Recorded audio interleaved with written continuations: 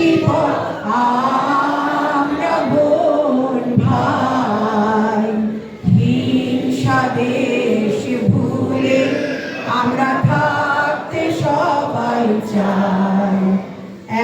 একই মত একই পথ আমরা বোন ভাই, হিংসা দেশ ভুলে আমরা থাকতে সবাই চাই।